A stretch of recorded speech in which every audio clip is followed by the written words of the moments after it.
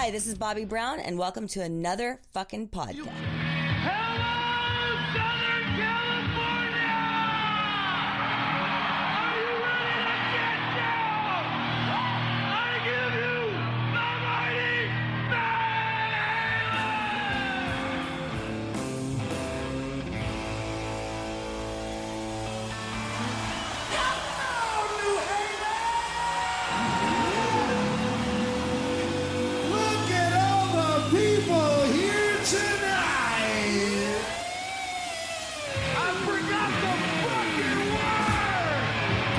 Van Halen was a part of my youth. I mean, we used to do the Van Halen logo on our notebooks in high school, along with the Rolling Stones, like the mouth and, you know, all the Kiss logo.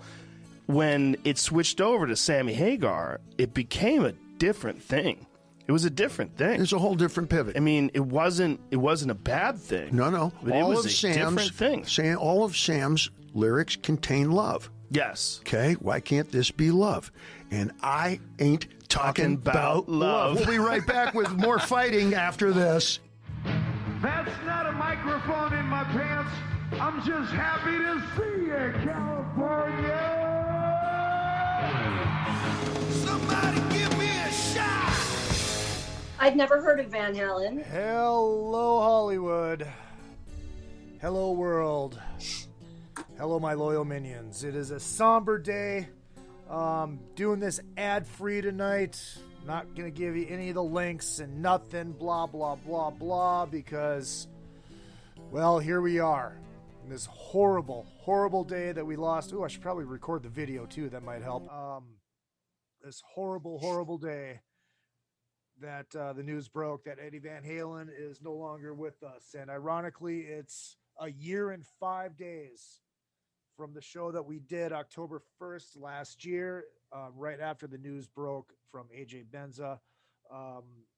That was, it was, everybody thought it was speculation. We didn't know if it was true. We didn't want it to be true, that Eddie was sick again. And everything that AJ said was spot on, and how the cancer had moved to his brain and didn't know how long it was going to be. And, well, unfortunately, or fortunately for us fans, it took a year. We didn't think it was going to take this long.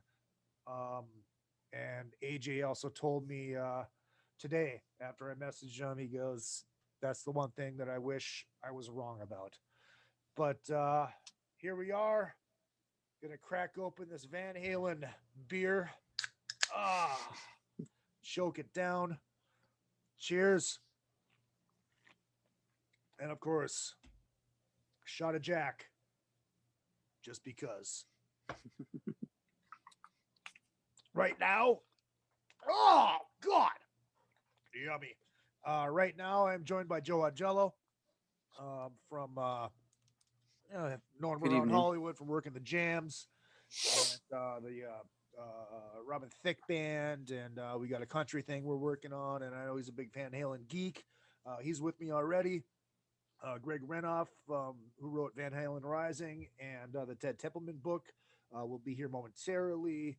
I think Steve Blaze is going to be here from Lillian Axe in about 45 minutes. I might have some other people joining in too. So, man, how are you doing, Joe? It's a good picture today, man. It's weird. It's because, like, when Petty died, it's like, whatever. I mean, it's terrible, but whatever.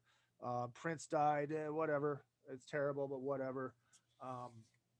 I've never had a musician pass that's affected me like this. Elvis, I was to really understand. But how are you? I don't know, man. I'm kind of numb. I think that's the only way I can. Today's been like a fog. Yeah. It's funny you said Prince, because I started out the day. I just got my Prince box set today that nice. I was excited about just diving into and kind of celebrating his life today, Yeah. And then I got the news about this, and it was like all of that stopped. And yeah, it's just been, I mean, my phone has been blowing up all day, And it's funny, I almost haven't really had time to process it, but it's just been very numbing, you know. I just don't know, you know. We all kind of knew it was coming, you know, and I had a feeling it would be this year. But, you know, just the same, you know, we all have our memories. We all know how his music has affected us, and, you know, especially being a guitar player. I mean, this is, you know, he's the one that made me want to do it, you know. And yeah, I'm kind of speechless in a way right now. It's you know, weird. It's like he changed everything, you know, and it's people's phones blowing up. This guy's phone has to have been just nonstop. Joining us right now as well, Greg Renoff, coming back to the show. How are you?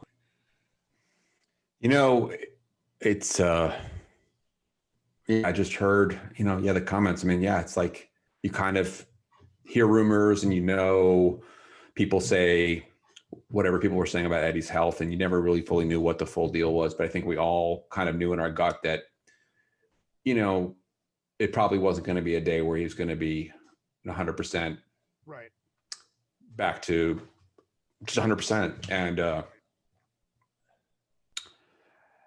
there's been moments where I think probably you guys and anyone who's sort of, you know, just whatever in the loop in some sort of like vague way. I don't mean like I'm in the loop, but you get sort of like people like message you, and I've had, you know, had reporters message me on occasion, like, are you hearing anything? And I'd be like, well, you know, nothing. You know, there's sort of like, there's been sort of these moments where people have sort of speculated about Ed's health, and they were very private, the Van Halens, and I respect that immensely, that they protected their family and just kept it to themselves. But then you sort of hear the news and you sort of go, well, you know, he had cancer a long time, and he fought a really, really hard fight. And it was never a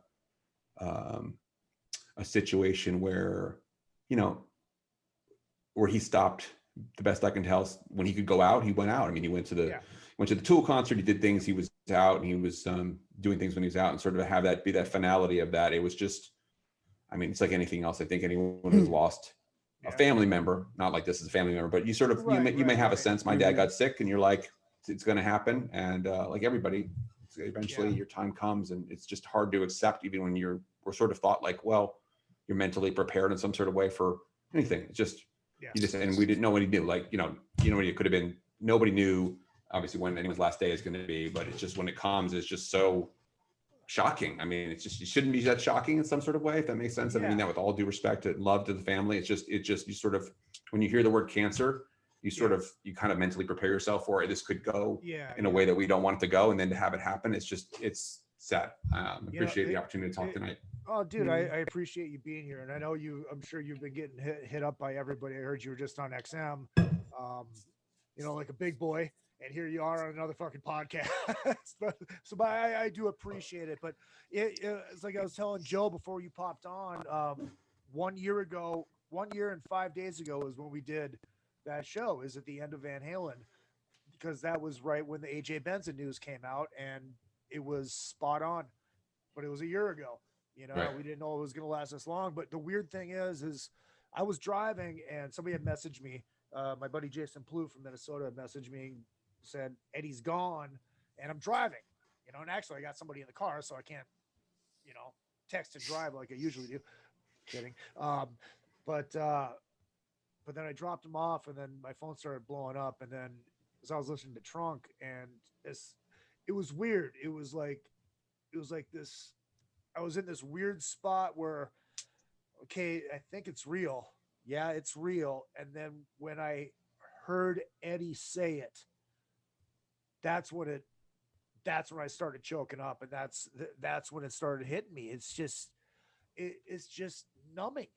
It's, oh my God. I don't. You know, I said it earlier today on whatever. I mean, I think it was on whatever it was, did a few things today, but it's like, you kind of hard to believe, like tomorrow the sun's going to rise and Eddie Van Halen's not going to be walking the earth anymore. You know, it's like, it's sort of like that. Today is like the shock, you know, I don't know how you feel about that, but it's just sort of like, it is. Yeah. You know, as long as I've been a musical person, it's been like part of my radar. Rock music has been Van Halen. It's been on my radar every day. Yeah. Well, I mean, he changed everything. everything. You know, it's like, yeah, you go back to, you have Scotty Moore, then you got the Beatles, then you got Hendrix and Page, but then there's Eddie. And there's a reason we call him the king. You know what I mean? It's just, oh my God. Oh my God. This is tough. This is, I mean, we've got the chat room's already blowing up. Scotty Strickland checking in from Canada. I'm still trying to fathom it, still in shock. Jeff Lee Roth, I'm crushed. Van Halen forever. Steve Connolly says, who else is broke down and was inconsolable for the last 15 minutes? I had people messaging me saying, dude, I've been crying all fucking day. It's weird. And I don't think, like I told Joe this, I've not had this feeling about a musician or a famous person acting in my life. You know, Greg, what do you think about that? Is there anybody that's affected you like this? Well, you know, it's funny. A friend of mine messaged me and he said, he's like, I don't know why I'm crying. You know, I didn't know the guy and like I loved his music and stuff, but he said like, it's like I realized, he said, today I just sat there and realized that Prince is gone, Michael Jackson is gone, and now Eddie's gone. They were like my posters on the wall. That was my youth, my musical youth, and they're all gone. I mean, you know, for me, I don't know how many people have this in their memories, but I was a kid. I lived in Queens, New York, and I was a Yankees fan when I was a really little kid, and Thurman Munson was killed. Yeah, I remember that. Plane crash, right? Yep. I was there. Yeah, and the weird thing about that is you know, I mean, funerals were like kind of a vague thing that you sort of have a, you know, a kind of a very remote sense. None of my grandparents had died. My parents, you know, everyone's still alive. And then it was suddenly like, how is this possible? I saw Thurman Munson play baseball 2 days ago. 2 nights ago. And when he got in a plane and he died, you know, and so I know we haven't seen Ed in a long time. He's, you know, since maybe the fall, he's appeared a couple times, been to pictures, but it's that same type of sort of that person who's like so important to your identity as a fan, you know, like, or whatever. And then that person is now gone. It's just, it's stunning. And I wanted to relate one quick story if you guys will let me. It's interesting that now, so Mark Stone, who was the bass player of Van Halen before Mike Anthony died last week.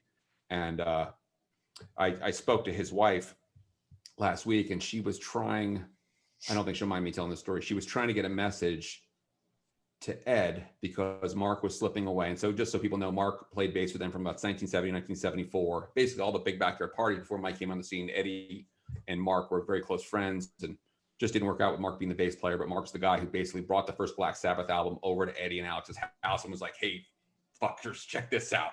Check this fucking thing out. Right. You know, and it was, she was trying to get a message to Ed because Mark was basically in hospice and was slipping away, but was hoping just to sort of, and they had talked, Mark and Ed had talked over the years. I don't know the full, but they had conversations. Alex had conversations with Mark over the years. They remained friends. And Mark passed and she said, I wish Ed had called. He must have something going on. And of course, now we know that's why Mark didn't get a call from Ed, which sort of like, she called me today and was like in tears talking about that, how hard it hit her, you know, sort of like knowing that like, oh, Eddie only didn't call or text because he used to talk, you know, text Mark, you know, he's a good guy, texted Mark.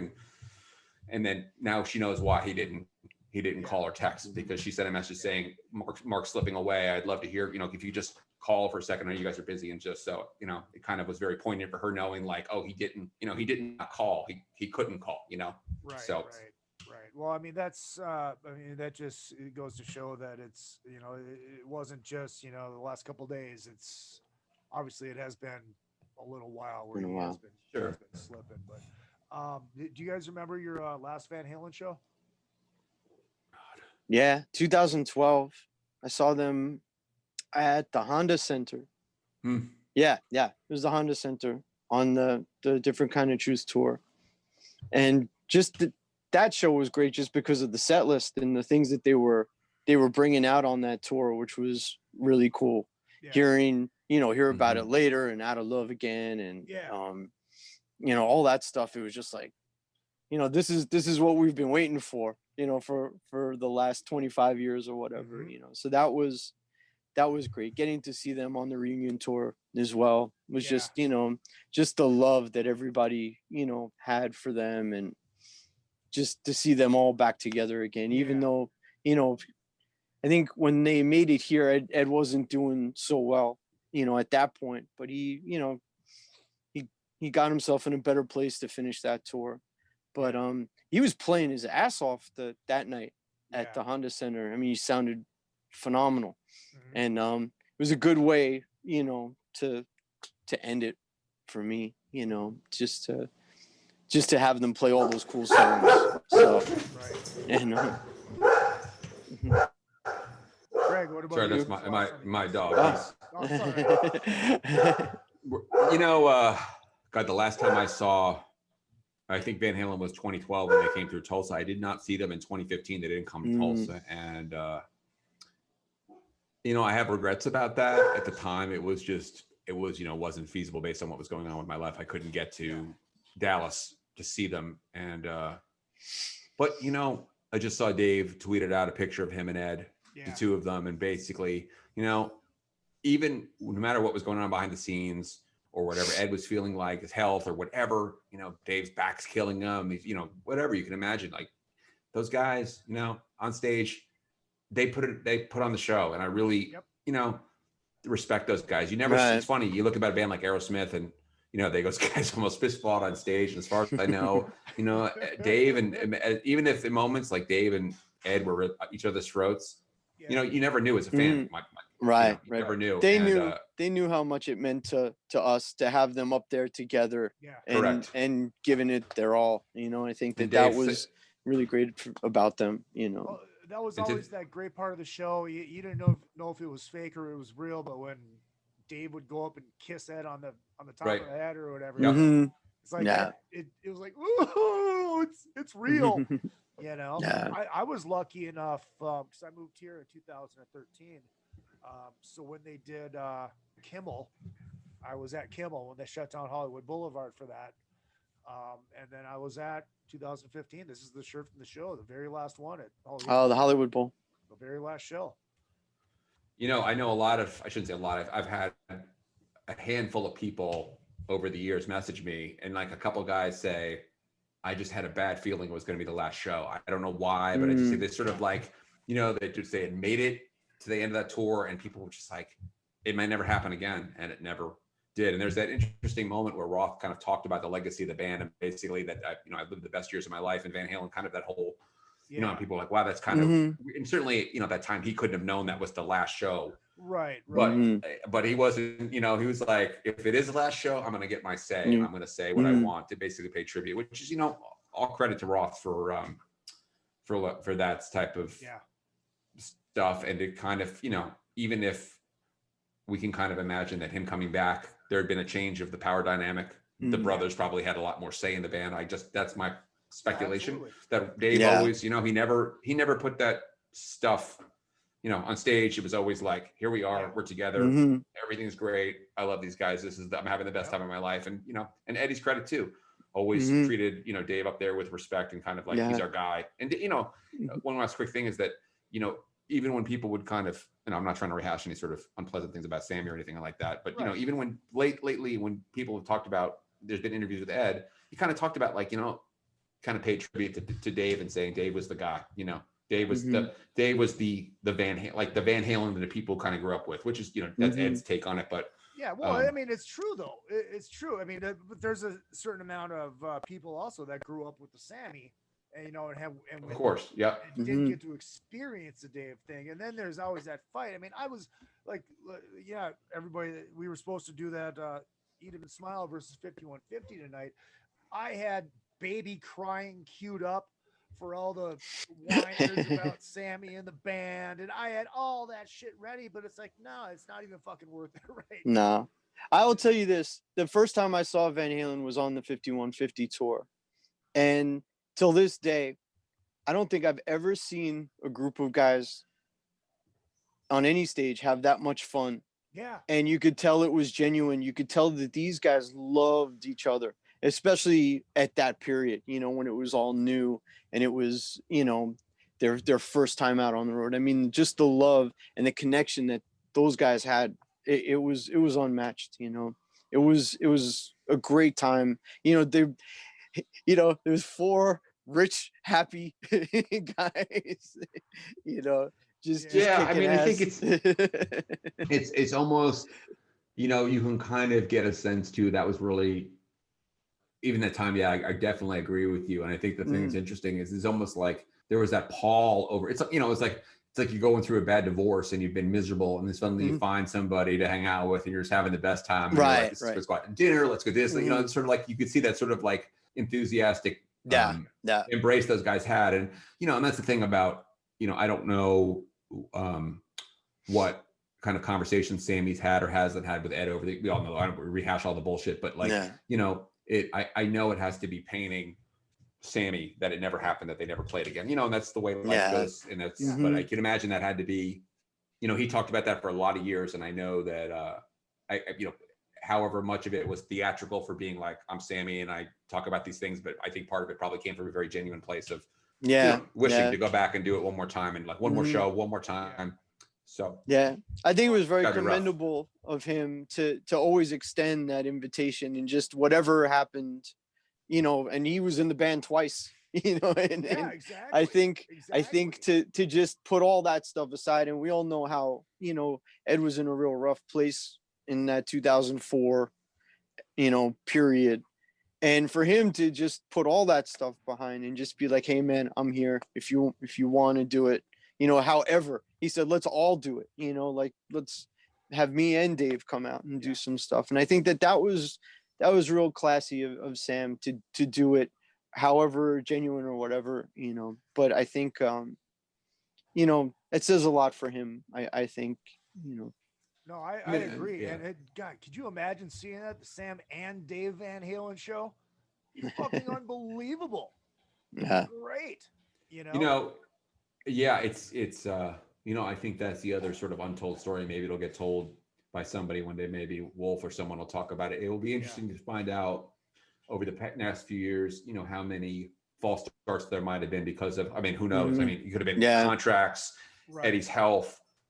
Who knows? I mean, I don't know, but it'd be interesting because I almost believe in my gut that certainly a couple of years back, I think we heard, you know, about the Roth talking about the Yankee Stadium shows and all that stuff, like it was going to happen. I really believe whatever came up prevented that from happening. Yeah. And that's really unfortunate, because that would have been a cool finale. Or like the Super Bowl or something, you know, to have them do the Super Bowl and have them both there and just, you know, just show the world, you know, how great they were with both of them. Right, you know? Right. Well, and that's the thing is, you know, people can, and this isn't a Sammy versus Dave discussion or argument or whatever, but I mean, the songs with Sammy were fucking amazing. Well, I think if you look at them at two very different bands, because to me, absolutely, it's total apples and oranges. You know, I mean, they were making very different kind of music with Sam than they were, you know, and they were getting older. They were, you know, they were in a different place, and I just think that, you know, a lot of people always want to, you know, hash that out, and it's different, two different bands, you know. Yeah. No. Hey, Greg, did you because Greg, your book, the Ted Templeman book right now is I'm assuming it's doing very well. There are a lot of people talking about it. Hey, I just got it the other day. Oh, cool, man. That's great. Thank you, Joe. Thank you. That's great. Nice. Have you talked to Ted? Have you heard from Ted? I did not hear from Ted today. I spoke to Don Landy. Actually, briefly, I called Ted and Ted didn't answer, and I called Don, and I didn't leave a message because I didn't know if he had heard. I mean, people take a walk in the woods or whatever you do, and I didn't want to be, it wasn't my place to drop the news on him. But he called back and we talked for a few minutes, and he said he had talked to Ted, and that Ted was basically too upset to talk to anybody, and he wanted to just be alone. He was just crushed. You know, Ted's a pretty private person, but I will tell you that in my conversations with Ted over this last couple of years, I mean, he had heard whatever stories he'd heard about Ed's illness, and he wasn't in the loop, so to speak, about everything that was going on with Ed, but he would tell me some nights he couldn't sleep. He'd be thinking about it. And I think, you know, for all the bullshit that went on with whatever, that just the record industry stuff, that there was a falling out and this, that, I mean, I really mean this from a place of sincerity from Ted's perspective, is that Ted had a real affection for Ed that ran deep, and not because he made him a lot of money, but because he saw this guy as this incredible musical talent who gave so much to the world. And I think Ted really felt just so blessed that he got to work with someone of that stature and had, this, and for him, he really was just struggling. I mean, I'm sure you talked to a whole bunch of people like that, but for him, having known Eddie since he was 19 years old or something like that, and kind of saw him go from this pimply faced kid from Pasadena that nobody knew who he was outside of LA to becoming this mega star that, Quincy Jones is calling the play on records. I think for Ted, it was really a very hard thing to deal with. Just to see him, just to know that he was suffering. And so I haven't spoken to Ted, but I can imagine he's devastated. So I'm going to text him in a bit. But Don, I'll tell you what I said to Don. It's a nice anecdote is that I said, he was obviously upset and sad. And I said, thank you, Don, because you got it out of him. And he said, I wish I could have gotten more. And he was kind of kidding about like the genius of Eddie, like, kind of like a lighthearted moment. Like, I wish I could have gotten more, and I was like, yeah, you did just great, Don. Thank you, because got that stuff on tape. But, Don kind of paying tribute to Eddie's brilliance. There was like so much shit that like, like every day you could like record something and be like, this is amazing. Yeah. And so he was pretty upset too, but I have not spoken to Ted about it. Lori from Australia saying, my head hurts from all this crying this morning. I'm sorry to have to bail and try to get a little sleep. Sad day. Fucked year. Stay safe all. Rest in peace, Eddie. And he also said earlier that when your dogs were barking, his dog jumped off his bed looking for the other barking dog. Yeah, it's like Jerry Finn from Killer Dwarf said he would be here, and then all of a sudden he texted me. He's like, "Man, I just can't. I can't do it. I'm too somber. I'm too. It floored him too much. It's sad, man. Especially us, us people around the music industry. Even though I wasn't in those circles. But it almost feels like fans, and as close, quote unquote, as we were, even though we weren't. Greg, you'd probably be the closest of any of us, and you weren't, in the camp close to the camp at all. But it still feels like you knew them. It's just weird.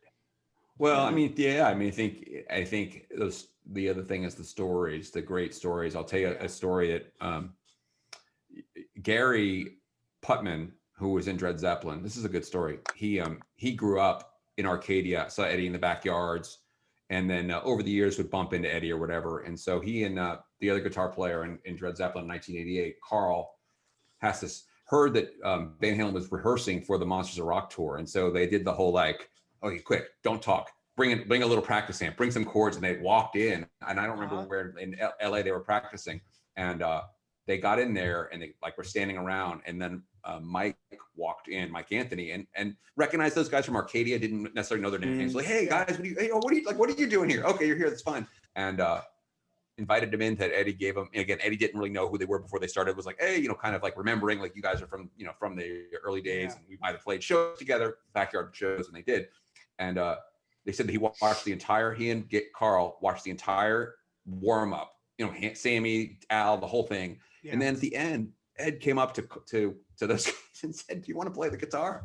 And he let Carl, Carl doing Dred Zeppelin or whatever, but it's like, still like, do you want to play, like get on stage, like the full mock up stage and like play my guitar? And like Carl got to play, and like Eddie was like, kind of like, oh yeah, cool, like watching him play his guitar and stuff. And then like Carl broke a string, and he was like, oh shit, he broke a string. And I was like, like fucking great, that's awesome, like. And he said it was like just like they treated us like, they didn't, remember our names, so to speak. They just knew us from back in the day and kind of remembered us our faces. And he said they treated us like it was like the greatest day of my life. He's like, I got to stand like 2 feet away from Sammy with like 20 other people around in a closed rehearsal and watch these guys rehearse. Yeah. They invited us in like family. So, that's the type of stuff. You hear those stories. My point was, you hear those stories and it makes you feel like you were there. And I wasn't there, But those are like they're kind of paying tribute to how cool those guys were and what it was like to be around that band of that stature at the time. Yeah.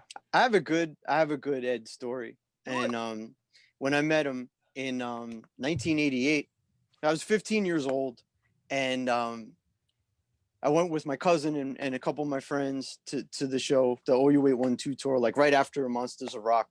And you know, we were kids. So my cousin, he was pretty crazy. Like whatever show we would go to, he'd always like, let's get there really early so we can try and meet the band and everything, you know. I love it. And I'm like, come on, man, you know.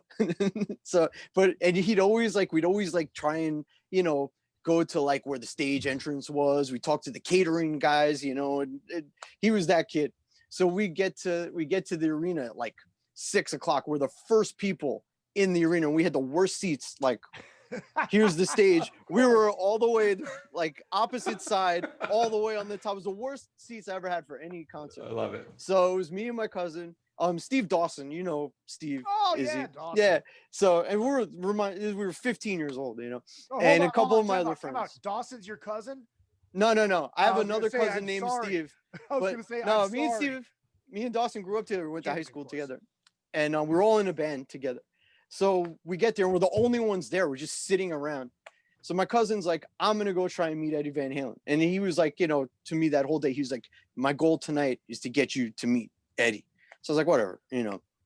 So he takes off and he's going like down the arena stairs and he's getting smaller and smaller and smaller because we're all the way up to the top. So I see him like on stage right, you know, like Michael Anthony's side, and I could just see his like hair bouncing up and down. Yeah. And he was there for a while, you know. There was like hardly anybody in the arena. So Dawson, it was like, you know what, I'm gonna go see what he's doing. I don't want him to get in trouble. So he's like, you want to come? I'm like, fuck that, I ain't coming, you know. So I watch him go down and he gets like smaller and smaller and smaller. And I'm just, you know, kind of zoning out with my other friends. And all of a sudden I see them very, very, you know, tiny going like this to me, you know, and they're waving me on. And I was like, I'm not getting up because I had a feeling that my cousin was like in trouble or something. I would have to go like, you know, because that would happen. He would get kicked out of shows and stuff. So anyway, so I was like, fuck it. We still got plenty of time. So I go down there and my cousin's flipping out. He plays keyboards, my cousin. He's a keyboard player, and he's flipping. I was like, Joe, we just met Eddie Van Halen, and I was like, whoa, hold on, you know. I was like, you didn't bring me down here for this. I was like, I know you're fucking with me. What, you know, are you in trouble? No, he's like, no. So he's like, we really met him. And Steve, you know, Dawson was like, yeah, man, he was just here. So I kind of believed them, but I still kind of thought they were fucking with me. So he goes, listen, man. He's like, I asked him, I guess at the time, When It's Love, like it just come out. My cousin had the same keyboard as Ed had in the video, Roland D50.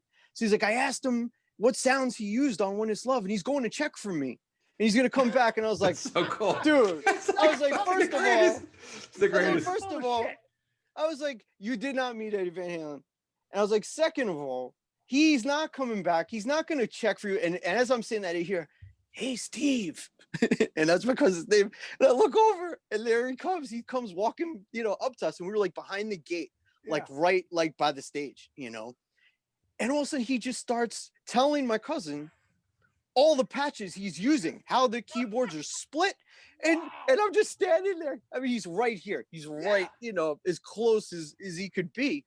And he's like, and I split it with this sound and I did this and I did that. And I'm like shaking, you know, and all of a sudden he's like, Eddie, this is my cousin, Joey. He loves you. You're his idol. He's a guitar player. And he shakes my hand and he puts this pick in my hand and he's like, hey man. And I couldn't talk. I lost my voice, you know? Yeah.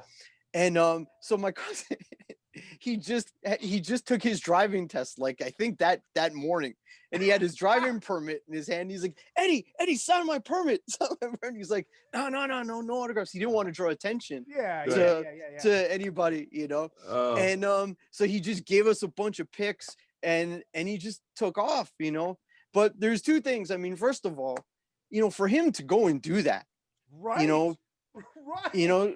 And get so detailed as he was, I mean, he was just like, you know, I mean, he was going on and on, everything was split and he did this and he used this for the left hand and this for the right hand, and you know, but just to do that for these dumb little kids that were standing there, that's a great story, you know. But here was the other thing. The other part of the story was his breath reeked of alcohol, like so bad that he could have set the whole arena on fire. And I mean, I've never, you know, I was a young kid, so I've never been around someone that just like, it was like oozing out of his pores, you know. But the ironic thing was that night he did an interview for MTV, like the whole band. It's on like one of those like rockumentaries. You can see it's totally there. And he's talking about playing sober for the first time. You know, I guess his dad had just passed or something. And he was just going into this whole thing that, it's really great to finally be playing sober and stuff. And I'm like, dude, you were, maybe that was kind of why he went and did that. Maybe he was just a little buzzed, right.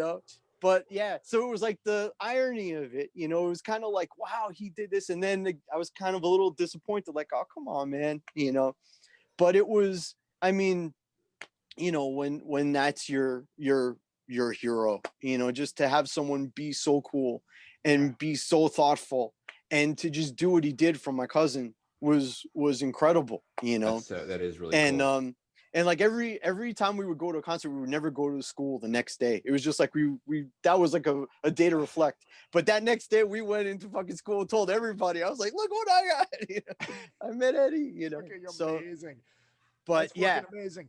Did they Joe, did they do 2 nights at MSG on that tour, or they just do one? Well, no, they did one night at MSG, and then they came. I grew up on Long Island, so they did Nassau Coliseum. So that's where I met them. So they did. You saw him at Nassau. Yeah, I didn't see him at the Garden. Oh, because if you would have been at Madison Square Garden, you would have been at the show that we were talking about during the last Van Halen Drunken Summit when Steve Brown jumped on stage. Yeah, I have the DVD. Mm-hmm. Oh, I have that on DVD. Yeah. So it's amazing. I have that Garden show. But yeah, it's just watching like videos today, the thing that choked me up, the thing that got me is just seeing that smile, man. That smile when he's playing. And it really hit me like we have that smile when we listen to this music, it made him just as happy as it made us, you know what I mean? Right. And I think that was the emotional thing for me today. And anytime I saw him, it was just that grinning from ear to ear, just doing what he does. And that hit me hard today. That hit me really hard. Greg, did you ever meet Eddie? Did we ever have this conversation? I never got more than 100 yards away from Eddie. I mean, in an arena, that was just the I've never met any of the guys. Really? Before Richard guys were you're like the Van Halen guy. You got the books, you got the Templeman, you got the Van Halen Rising, and you've never met any of them. That's no, I've met I met a lot of people, but I've not met those guys. And for me, it was always interesting because, it was they were not real in some ways. You know what I mean? Because I never met them. I mean, obviously you guys understand my point. It's like you have that personal, you shake their hand or whatever at the Smithsonian. I thought about going to the Smithsonian thing, and again, it just wasn't feasible to do that. And I know a ton of people met Eddie that night, and Eddie was great. Waited for all these people and talked to them and autographs and took pictures with them. It was really great. But I mean, I think it's I never had that chance. And but I've heard all these great, I'll tell you one more really quick story I'll share just about pay tribute to Ed is one of the guys I interviewed for the Van Halen Rising book.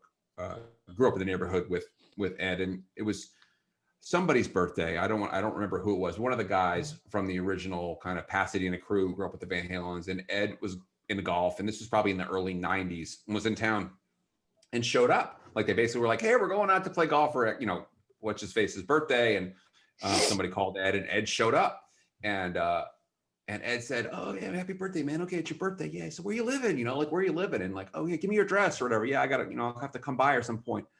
The next day, this guy was a guitar player. The next day, the guy told me, he's like in his house, and he's like, what the fuck's going on? Like, why is this guy lowering the back of the truck, like where they lower they had the Eddie sent over like I think it was when he was doing PV, like a PV stack, the guitar, like he basically called up and was like, oh, it's this guy's birthday. And like, I was like, holy shit. He sent me the whole the Eddie Van Halen starter kit, but not like the little tiny little practice amp. Like the guy told me, he's like, couldn't even play this out. It was like the 2 cabs, the head, the guitar, like he basically called up and said, he hadn't seen this guy in 20 years and, or whatever. That's amazing. Years, and said he said it was just like, the way he told the story was so funny. He said did my wife order a dishwasher? What the hell's going on? Like, but like, no, it was because it was like just a delivery truck. And he said like, but like, yeah, it was like, that was who Ed was. He was just very, very generous guy. And for all of the, whatever stories are out there about this and that, about people, they're famous, they did this, they did that. You hear these people from people like that, genuine stories. You're like, okay, he's a good guy. He was a good guy. He didn't need to do that. He could have said, hey, happy birthday. And they would have been like, hey, I played golf with Eddie Van Halen. This is amazing. No, exactly. He shipped all this stuff. That's a lifetime story right there. That's great. That's fucking killer. I mean, look, so I got a text from my buddy Eric from Guitar Center in Hollywood like last week. He's like, hey man, I got that new Frankie down here.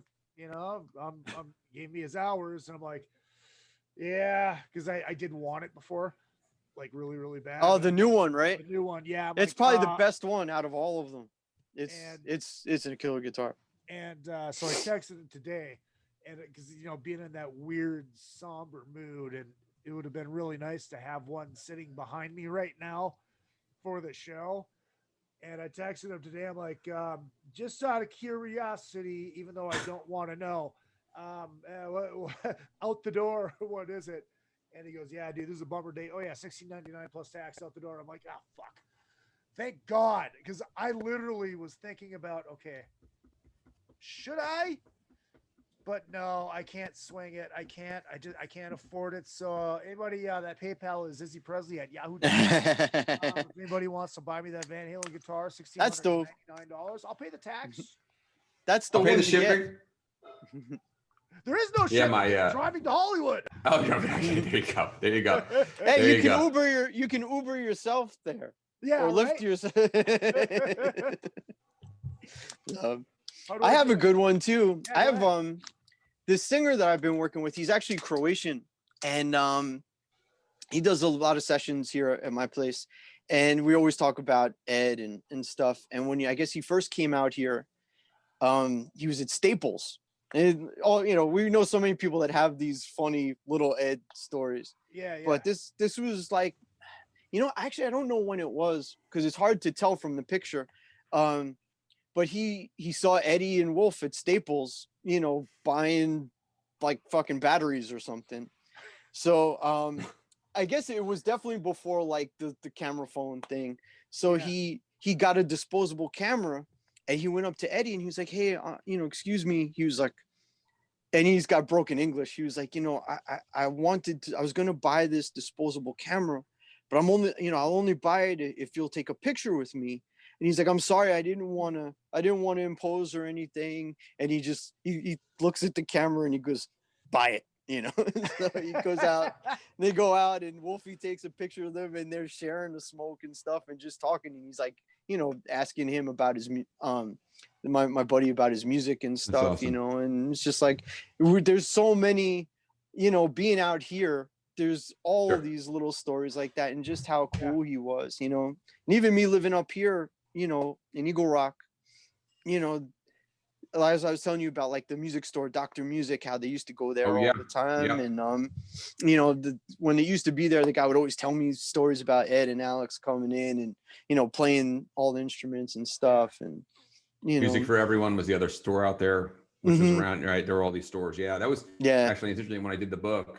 These guys like Terry Kilgore and these guys who are like, right. would talk about like, give lessons at music, whatever, Music for Everyone, or Dr. Music and stuff like that. Like that was the thing. Like all those guys, like I said, like Carl and Gary from Dred Zeppelin, they all, soak that stuff up. I mean, it's Mark Kendall from Great White is another one who's like, just like, he told me, just like going to see Ed in the backyard, like they basically like, I don't remember what town he lived in, Norwalk or something. I can't remember what, the begins with a D. What's the name of the city they're from? It'll come to me. Anyway, so like, Downey. Yeah. And he's like, in his high school, like he's like, I was fresh for some, hey, lockers are like, hey, I heard there's this kid, Eddie, this Eddie Van Halen kid's pretty good at guitar. You want to go see him? And like, like you drive, like, it's like oral stories being told about, like nobody knows who Eddie Van Halen is outside of LA, but like these kids are like, oh, he couldn't be that, like, Mark was like, he couldn't be that good. And he was like, he's pretty fucking good. He's like, and Mark was younger than them and stuff, but like Mark talked a lot about how that, that puts the fire. And that's what he said. That's why I wanted to get, Dante Fox going, like his first band. He said, because I saw Van Halen. I said, they can go from the backyards. They can go from playing dumpy clubs. I can do it too. And lo and behold, he did it. They did it, those guys. Well, it's really cool. My first job out here is with Universal Music in Woodland Hills. And there was this fucking old scruffy dude that we worked with. He had a beard, long hair, ginger, old guy. And he actually owns Night Flight now. Yeah, the show. And he's like, yeah, man. He was telling me the stories about how he climbed the fence and went to watch the filming of Kiss Meets a Phantom when they were doing the concert scene. It's like, then I used to go see Mammoth all the time at these backyard parties. They go, Mammoth? He goes, they were Van Halen. Van Halen. Jesus Christ. And it's funny, it's like, being out here as long as I have now, which is a blip in LA years. But how many people I've met that, they used to go see them in their backyard party days. Yeah. I'll give you a great name. So you guys, Gretsch Guitars, Joe Carducci, a Fender. So Joe is the Gretsch guy, right? You all see him at NAMM. Yeah. He, so he grew up in LA, and he was, he played like Walter Mitty's, the biker bars. Like it was Joe's band would play, and then Van Halen would play a set. He's like, he just tell me stories like, it was just incredible to see Roth, up there with his shirt off, with all these like biker chicks going crazy, and like Eddie playing. And he said it was just so inspirational. I mean, Joe said, my bands were never awesome. They were always okay. But these guys, you can kind of see even if it wasn't all there yet, you could see they had something extra, something special. And there's like so many guys like that, the backyards of Pasadena, who are like, you played in clubs with Eddie Van Halen. Oh yeah. It's like, we, it was biker bars. We played for like $50 a night in a case of beer or something like that. Yeah, those stories in your book were really good. I mean, one of the things I loved about your book was like, now I could visualize these shows that I used to think about when, all the time, like, I wonder what these parties were like, especially living around here, like knowing like the street names. I'm like, wow, they played over there. They played in frickin' La Cañada up the street from me, know? Yeah. So it was, that was a real fun part of the Van Halen Rising book. I thought that was awesome. Thanks. I appreciate you saying that, Joe. It makes me feel really good. So I've never met like any of the guys at Van Halen, and there's a whole host of famous guys I never heard. But one of the great stories, I told this last time I was on, but I gotta do it because it's so great that that's a friend of mine is pretty good friends with Taylor from Foo Fighters, and they bumped into each other like 4 or 5 years ago. And he's like, I just read this book, Van Halen Rising, man. I love Taylor saying that I loved it. He goes, oh yeah, I know the guy who wrote this book. Oh yeah, man, great book. I took it and drove around Pasadena, stopped at the houses. They'd be like, oh yeah, here's 336 whatever street. That's the thing about with Eddie gone now. Like that legend. It's like, it's like, let's go like to the Sandlot where Babe Ruth played baseball. Or let's go look at the Blacktop where Michael Jordan played basketball. It's like, that's the type of like history. Like people like you, who does that, right? Except in like, you like drive around like, but Taylor, like, you do that. You're sort of like, I want to be as close as I can to this thing that made me. So I appreciate you saying that about the book, because it was like that local story there. Those guys are amazing. This area, I'm like, I drive down these streets all the freaking time. I'm like, wow, this is crazy. They were here. Like when the guy from Dr. Music was like, yeah, they used to come here all the time. I was like, here in this dump, So it was that was really special. Just it hits even more closer to home, from living up here. So that was great. Ladies and gentlemen, joining the show, he is the man behind the DIO hologram. What's going on, guys? How you doing? Hey, Greg and Joe. Hey, what's up, man? What's going on, guys? How are Glad you? I could join. Hey. It's a pretty shitty day. It's been a pretty shitty year, honestly. So, Right? Not a surprise. Not a surprise. It happened during 2020. Are you you driving through the Bronx? You gonna get pulled over now? What's going on there? I am in transit, not driving right now. I pulled over. I said I got to call this in because it's one of those days that I think it's amazing that your thing was scheduled for today. Yeah. Knowing that, and obviously nobody knowing how sick Eddie really was, or there was all kinds of rumors. And actually, I was with Ahmed Zappa, like he called me like 3 months ago, and he says, have you heard Eddie's not doing well? And I said, they've been saying that for a long time. I don't know how true it is. I mean, and it was just one of those things, like I guess you inevitably knew because of the Van Halen camp and Greg. By the way, great book. By the way, I love it. Thank you. Thanks, Jeffrey. The Van Halen camp is so clandestine to a lot of what goes on. You never really know. And I just think it's which I think is great in a way too, because we're fans. I don't think that's family stuff. But I think I just think everyone is a little bit surprised that that how sick he really was. So again, because they never really came out and publicly said he was sick. He battled it years ago, but they said what they released was that he had he'd beat it, and that was probably 10 years ago at this point. Yeah. Well, and that's what we were talking about before too, is like that, that first report that was AJ Benza, that was a year ago, a little bit over a year ago, and it was spot on. Spot on. But for them to be able to be as tight-lipped about it as they were, it's like, we saw the pictures of Valerie going over there, and everybody speculated that she was going over there to say goodbye, but that was 6 months ago. So it's like, scary. He was bad 6 months ago, and then he got better. I mean, who knows? It's like, oh no, he went to see Tool. It's like, what's going on here? That's the craziest craziest part of the story. A little twist. You feel bad for that whole family, and obviously feel bad for Wolfgang. It's such a crazy time. It's been a crazy year, and it just seems like it's relentless, honestly. But at the same time, it's the one thing that he did leave us is, and I'm sure we all agree, basically the first 6 Van Halen records you could put up against anybody's first 6 records and say that Van Halen is stronger. It's just they're that good, and they do not sound dated to this day. That's how incredible they are. So I just think that's he's left us an incredible body of work. We wish there was more, but what he did give us as output was just insane, and thank God I got to see him many times, and I'll treasure that. And who knows? I mean, who knows what's in that fucking what's on those shelves? Rumor. Well, that's true. The rumor that I heard was that there is a Steve Lukather Eddie Van Halen record that is recorded and finished for a while. That apparently it's their Dark Side of the Moon. Wouldn't surprise me. It wouldn't surprise me at all. He seems to be one of those guys that would record everything because he would never want to lose it. Yeah, exactly. He'd spend all his time 5150. Literally just walk down. It's by his house. Walk there on his house. Just walk in there and just record everything. And I'm sure somebody would have to go through and figure out what's there and figure. But I'm sure there's tons of great riffs and maybe complete songs. Who knows? But he was obviously a prodigy, and those guys, similar to a Zappa who always recorded everything.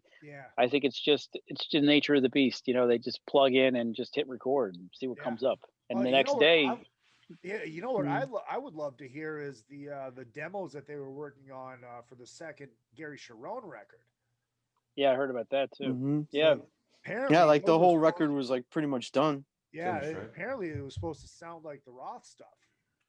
There's always been that stories that around 2000. Sorry, I didn't mean to crosstalk. No, that Roth was going to. They did songs that Mike Anthony talked about. They did 6 songs with Roth around that. Yeah, like 2000. Like basically post Gary. And I suspect there's, for what it's worth, I mean, there's material up there with Roth. It may not be releasable. I don't know, but they worked on it. And there was like two failed attempts with him in like the early 2000s or something. Absolutely true. Yep. Yeah, that would have been great. No. Yeah, I always love that relationship, and then getting like really understanding it. It's so hard, like the Dave and Eddie relationship, and it's like especially through the years, come back, break up, come back, break up, and they were so different, but yet they were so magical together. And I think he was magical with Sammy too. Don't get me wrong. I love. I think, and no disrespect to Gary Cherone. I just didn't think that record was very good. I think the songs, it sounded a little all over the place. But I think that, to your point, if they did ever release that second one, I think it was probably a little bit more focused. If it was going to sound like, a typical Van Halen raw sound. And Gary could sing the phone book, so it wasn't about the vocals. It was literally about the song structure. That tour was great. They sounded incredible. Eddie was playing his ass off on that Van Halen 3 tour. They had all the old stuff for a long time, so that's what was really great about it. So it would have been nice to. sorry, I was just gonna say that Gary's always been like, I've never met Gary. I'd love to meet Gary. Like, just so much respect for him. Like, you know what? I mean, who knows? I don't know personally what happened, and we don't probably know. I don't know. You guys know what happened, but like, I've never heard him say one negative thing about his experience with Van Halen. Because some people could be like, "What the fuck?" We did a second record, and then it got shelved. Like, what the fuck? You know, and he's never that guy. No, never. Yeah. And it's just it just goes to show, like, in this world where people trash each other for like the most ridiculous things on social media and all that stuff, it's just it goes a long way to be like, big respect. He's just like, hey man, it was great. It was great. I got to be in Van Halen. I got to do an album with Eddie Van Halen. I got to work on a second record with Eddie Van Halen and Alex and Mike Anthony. It was great. And he just goes about his life and lives his life, and it's awesome. I think, he was one of us, you know what I mean? He was just a fan that, that got to live some sort of dream, and being in this incredible situation for a little while. I'm sure he probably knew that it was a finite situation. I think that, he probably knew it wasn't going to last forever, so I think his expectations for the future probably weren't high to begin with, so, I think that probably helped him, not really take things personally or whatever, Well, all I know is I asked him that one night at Soundcheck Live, asked him about those demos for that second record, and he's like, yeah, dude, it's all true. It felt like Han Solo was talking to me. It's true. Everything you heard. Yeah, no, it's true. It's all true. I just, we always wished for, and I did like a different kind of truth. I don't know how you guys feel about it. I think it's a good record. I love it. Yeah. I would say that my only the disappointing part of that is, Dave's vocals were a little bit to be desired in certain songs, but when he sings in his sweet spot, which I You and Your Blues is a perfect example. I think that is his sweet spot, and if he stays there, he sounds incredible. It's when he tries to go for those ridiculous ranges that he goes on sometimes. I don't understand. But I always felt that there was just a piece of that magic, it came back. And obviously it's not late 70s, early 80s anymore. Time could be a bitch. But, the fact that they actually did it, they recorded it, Wolfgang was involved. They did the tour with the record. Everyone was, it seemed like maybe we can get one more. Because that was a lot, it was always a lot of old demos and kind of brushed off a lot of the really old songs. Right. Yeah. But I still think there were some pieces on there that were really, really good. I wouldn't say I wouldn't hold it up against most of the records in the catalog, but I would say that there are pieces that are really good. She still had it. Out of here. Ladies and gentlemen, please welcome from Lillian Axe, Steve Blaze. It's good to see you, buddy. How are you, man? Great to see you, man. Nice we got Greg, we got Jeff Pezzuti and Joe Augello. Hey Joe, hey Jeff. Hey man, what's going on, bro? Hey Greg's on it too. How are you guys? How's it going? I'm sorry I'm late. I'm coaching 9 and 10 Suns baseball and round those little rascals up, man. You got to, dude. Hey, News Bears. Steve, where do you live? Exactly. Where do you live? I'm in Mandeville, Louisiana, about a half hour from New Orleans. Okay, cool. We're all New York guys. Another hurricane in a few days, so we're very excited. Oh man, how are you holding up through this? And what's your Van Halen story? I mean, were you friends with Ed? Did you know Ed? No, I actually didn't meet him, but I was talking about this earlier. When the first record came out, there was a radio station called WRNO. I was in, I guess I had to have been mid-teens, and they used to do the thing where you called in, fifth caller wins something. So they said, whatever 10th caller at WRNO wins a new promotional vinyl from a new band called Van Halen. Now, immediately I'm thinking, I'm all about, Western civilization and school and high school. And it sounds like a Dutch band. And I pictured in my head, guitar player. Remember that band, was it Magnum, that had the guitar player that had like a buckle hat, like an old school. Oh, geez. That's great. Yeah, buckle hat. And I love it. Van Halen is like a Dutch guitar player looked like a leprechaun playing guitar, right? So I go down and pick it up. It's a 5-track red vinyl Van Halen with. Oh, wow. You Really Got Me, Eruption, Jamie's Crying, Ain't Talking About Love, and what was the other one? Running with the Devil. And I heard it and I said, no, they're definitely not Dutch. They're not. They're not. And you know, and I saw them No leprechauns. 79 when they were opening up in the Superdome, 62,000 hell yeah. people.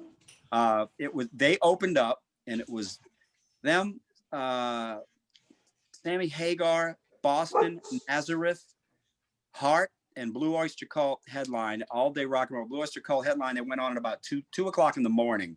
You know, even back then, bands were never on time. So and I saw them and they came out. And look, I was like, I've always been like, at least down here in Louisiana, I was always like one step ahead of everybody. You know, I was listening to Priest and Motley Crue and all these bands as a teenager, way before anybody they even clicked or anybody knew who they were. So I was like, I know this band Van Halen. You guys don't have a clue, you know. And I just watched them grow. And I was telling my wife tonight, I said, you know, the sad part about it is, it's like, it's not so much. I mean, if you know the guys individually, I've never met any of them, but if you know them as people, that's one thing. Yeah. But they're like it's like that part of your life, like the way music and people are. And like, even like with old movies and television, and it's such an ingrained part of your DNA that it's in your blood, that they were just always there, you know? Yeah. Yeah. Background somewhere or in a movie, or, you know, and they influence you as you're going through things, and you're playing music, and, you know, you're listening to the new, and it's just always there. And then when you actually notice and witness the mortality and the finality of the individuals that created it, it's sad. Like when people call me, I didn't feel like I wanted to cry. I just felt like it was just something inside of me just went really deep and heavy, and it was really just got a lump in my throat. I was like, oh my God, we're not going to ever get any more music from this guy. We're not going to play. And it's like, I think that's what, you know, as a musician, when you have your fans come up and say how your song means so much and how you were so nice to them and you did this and that. Right. We can't take that as musicians, or not just musicians, but any, you know, whether you're in any type of situation where people look up to what you do and it means a lot to souls, you can't take that for granted, man. Right. You know, and just like with Eddie, you know, I mean, we took for granted that the guy was always going to be there doing great stuff, and we look at that. Love Van Halen, love that song. You take it for granted, and all of a sudden, you know, it's taken away from you, and it's like it really puts things in perspective. What's important in life, you know? I mean, it's just sad, and I felt this way when Tom Petty passed, and when Prince passed, and all these, and just anybody that contributed something to Americana, or, you know, my past and my history and the things that meant a lot to me. So it's still kind of sinking in, you know what I mean? And it's gonna take a while. I think it was a shock. It's one of those things, like, you think you'll handle it. It's like, because we don't know these people personally, right? They are people that we admire, big fans. But a lot of times these things impact you more than you'd even expect, because it's something like you said, Steve. It's like the finality of it. You know, not hearing another new Van Halen song is something you're like, wow, you never. I guess it's been a long time since we got one anyway. We're always hoping there would be this. Oh, I hope we ever release something new. I hope they're working on something. I hope. Right. Nothing ever really. They're probably one of the only bands, maybe even the only band, a classic band, that people are actually looking forward to hearing new music from. You know, you don't really, you know, we're not really looking for another, you know, album from any of those other bands, you know, but, you know, everybody wants to hear what they're up to and everything. He was just like, don't say Lillian Axe. Don't say Lillian Axe. No. Well, I tell you what, man, I really feel for his son, you know? Yeah. Because people kind of, they almost look at Wolfgang as like a band member, but it's his dad, man. I mean, can you imagine, you know, when he was born right into it. He didn't have like a normal childhood, you know. His dad was on the road, and his dad was this. I mean, imagine the loss that poor boy is feeling. That's, you know, not only was that his dad, but that was his father. You know, his father and his probably his best friend in the world, and on stage with him, and his dad put, you know, I mean, that, you know, I have an 11-year-old son that everything in the world to me, you know, I died without him. And that's how I kind of, what I really felt the most sad about was for him today when that happened, because Eddie's had a great, I mean, Eddie, you know, I'm sure, you know, I mean, he's been very fortunate and well-deserved, you know, musical icon. He put a lot into it, and he reaped, and he was great. And he'll always influence musicians for hundreds of years, I'm sure. And but that part of it, you know, I don't want people to, you know, not understand that's probably the one person that is suffering the most on the planet because of this situation. I think it's so. I think the only other one that I've really been in shock over. I was saying earlier that I mean the Petty one didn't really do much to me. Prince, even though I'm from Minnesota, is like didn't do much for me. But it was Dimebag. When Dimebag that was a shock, because it was so tragic. And that one was awful. And for me, I mean, this is going to sound a little cliche, but when Ronnie died, it was a big deal for me because I was such a massive fan. So that was like, you know, it's a, you know, it's one of those things. But I do think that when we get involved and we do these things, I'll put my light back on. We actually, I felt the same thing about Wolfgang, and it was so funny because the one part of that, sorry guys, was that Michael Anthony tweeted today about, you know, condolences to your family, and Wolfgang right back at him said, "Love you, brother." So that, you know, it says a lot. So because theoretically, because, you know, Wolfgang was, you know, brought in to replace him, and it just is, the dynamic is so interesting, and it was great that, I mean, can you imagine playing with your dad, like you said, Steve, before, like being able to share the stage with your dad on a major stage like that every night. And it's you know, for three or four tours, whatever. And at like 17 years old, you know, his dad trusted him to not only be in the band, but basically be the musical director for the band. Yeah, he was picking the set list. Yeah, my I mean, you know, it wasn't for him. There's no drop dead legs. Right. Our my Robin's engineer is a guy named Bill Molina, and he works with Ed a lot. In fact, his wife is like Janie's assistant and stuff, so they're real close. And he was, you know, he was there for the whole thing, like Wolfie calling Dave up and getting him down there, and you know, he was kind of recording all the rehearsals and stuff there, and he was just like, man, this kid is smoking all of them, you know, he sounds incredible. And you know, going to those shows, I mean, you know, and there's nothing against Michael Anthony, I mean, it's again, it's apples and oranges, but to hear especially on the Different Kind of Truth and going to see them live, the bass was pumping. It was like, you know, I never heard the bass on a Van Halen album like that, you know, but you know, you know, but to be that young and have your father, the greatest guitarist of all time, to trust you to come in and go on tour and basically take care of all of it, you know, and tell David Lee Roth what he's going to say. Exactly. He was calling the shots. I mean, he was like, he made the boss. And I love that whole kid. Kid, you don't even have hair on your balls.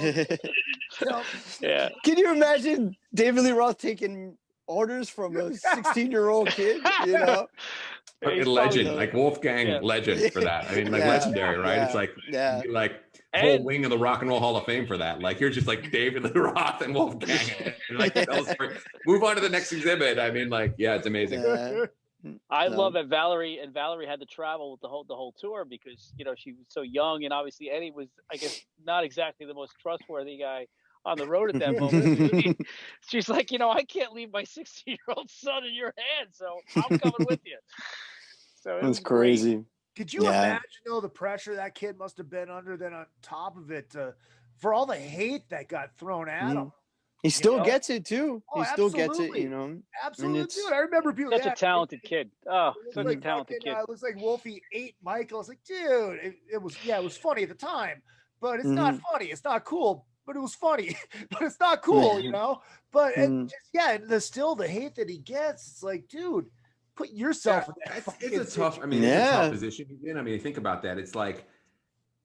It's just immediately it's like this. Oh, it's nepotism. Well, I mean, it's his dad, but like he obviously pulled it off just great. It's like, you know, it's nepotism when you have like some like guy who like does whatever, like he's like some idiot in the corner of the office, like, oh, that's the boss's son, he's an idiot, like he's getting paid, you know. It's like he did it. It's not really nepotism when you can do it. Like, who else was he gonna invite to join the band? Was he gonna be like, oh, my son Let's have can do auditions. the job. Yeah, right. My son can do the job.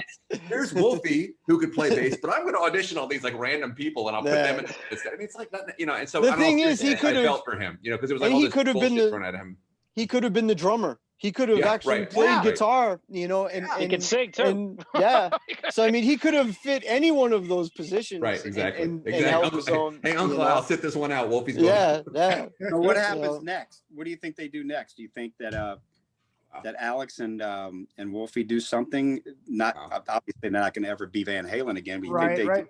Hey, Pezzuti, I don't think they will. Pezzuti, you could put that hologram together. Yeah, too early for that.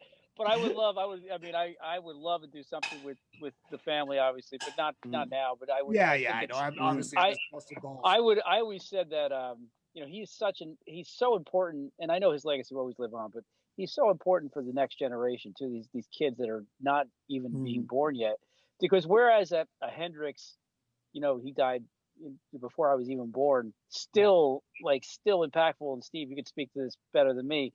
But still impactful from a guitar player, like, you know, it's still like Hendrix and, you know, Jimmy Page, obviously, and Eddie Van Halen and Eric Clapton. It's always the same names. Eddie to me was our Hendrix, right? He was, you know, growing up. He was the guy that reinvented it like Hendrix did. He was a guy that just completely became the coolest guitar player. Just everything about Eddie Van Halen, especially because we had the benefit of having MTV. Right. And the visual part of that, of seeing how he was playing and just all of that.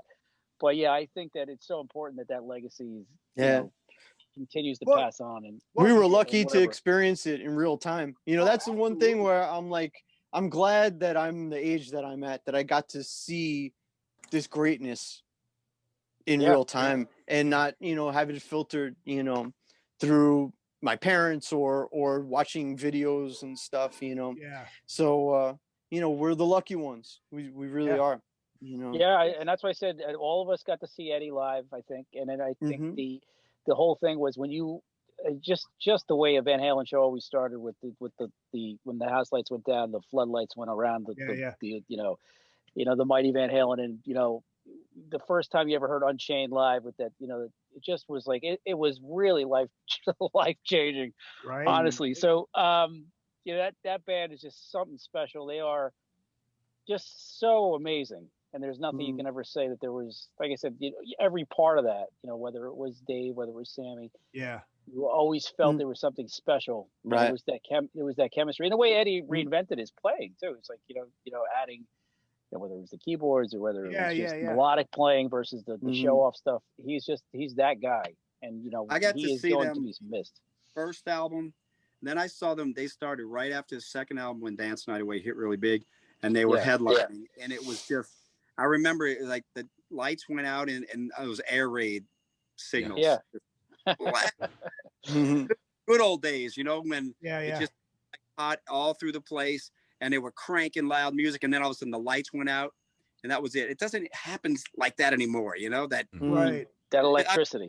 But then when you saw them and they came out, and it was fierce. And the very first show that they ever did with Sammy was in Shreveport, Louisiana.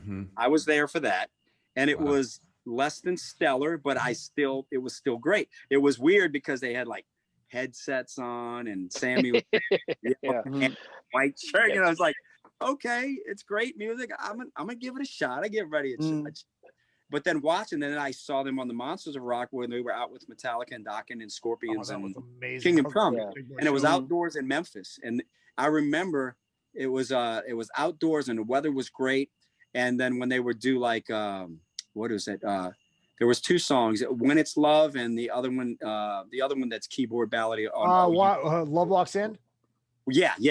And when they did that, and the lights were down, and it was like 30,000 lighters. It was one of those magical experiences, and you know, so I got to see them in all the different phases, and I saw them, you know, with Roth the last time they were going through and stuff. And it's like I didn't care if it was good or not. I just wanted to be there and just soak up that piece of it, man. So you know, it's a great loss, but you know what? You can sit back and smile and go, you know what, man? Yeah, man. Those guys added a lot to a lot of people's lives. I got a quick story. Hold on, Steve. This is the most important question of the night. Do you still have that promo vinyl that you won from the radio station? Don't even ask. That'd probably be worth $3,000. That ended badly, didn't it? Look, when Katrina hit, I'm down in New Orleans. So when Katrina hit, my entire vinyl collection, everything, Ray Charles, Jesus, Angel, the Sabbath, to every so much, and our first 6 records came out on the vinyl. So I had all of our promotional copies. I had boxes and boxes of vinyl, and I had them at my mom's house. And my mom kept saying, "Steven, come get your vinyl. It's it's in the way. I don't need it here." And I was like, "Mom, it's safe there. Leave it there. I'm on the road all the time. I want it where it's safe and it's going to be protected." And sure enough, as soon as it came through all of it, when I went in there, you got 18 inches of water, and it all happened to be on the ground. So I went in there. It was all one giant melted mess of vinyl. So it sucked, dude. That piece, man. The same thing happened to me. I lost all my vinyl. I was on the road and we were redoing my studio, and I put all my vinyl in our basement, and we had a big flood here in LA, and I lost everything. In fact, I still have my bootleg of Van Halen Rules Are for Fools. This is one of the only things that survived it. But I will say that I had the same. Records. I had the same situation. I had my vinyl in my mother's house, like Steve, in their basement. I had moved out already, and I told them, just keep it there. I said, because I was in an apartment, I said, just keep it there. It was I had 300, 400 pieces of vinyl, and I had a lot of my dad's vinyl, so the original Beatles records and everything that was part of that. And they had a flood, and they not in a flood zone or anything, just a massive flood. We had 8 feet of water in the basement, and it was literally. I put all the records. I was just so desperate. I put all the records on the front lawn to try dry them out, and it didn't work. But Mother Nature doesn't care, man. Mother Nature doesn't care what bands you like. Yeah, Yeah, it's the truth. I've been doing the wood glue thing, where you put the wood glue on the records. To clean the grooves? Yeah. Really? It saved some of them. Yeah. So, but I have 400 or 500 records in my basement, still just trashed. My first big boy guitar was the EVH Music Man. It was the purple one. Right? Okay, I got you on that one, Izzy. When I first just started hold on. This right. story gets better. It gets better? Okay. So, I had that, and that's what I was playing in my first band and all that kind of stuff. Yes, believe it or not, you've seen me play guitar. I actually have been in bands. When I moved down to Minneapolis, I was broke as fuck, and it was living in the International Bank of Musicians, the pawn shop. And I had one great fucking month at Guitar Center, so I got it out, and I was gonna trade it in on a Les Paul, but they wouldn't want to give me enough for it, even though I worked there. Yada yada. Oh, we can't sell it for that. Oh.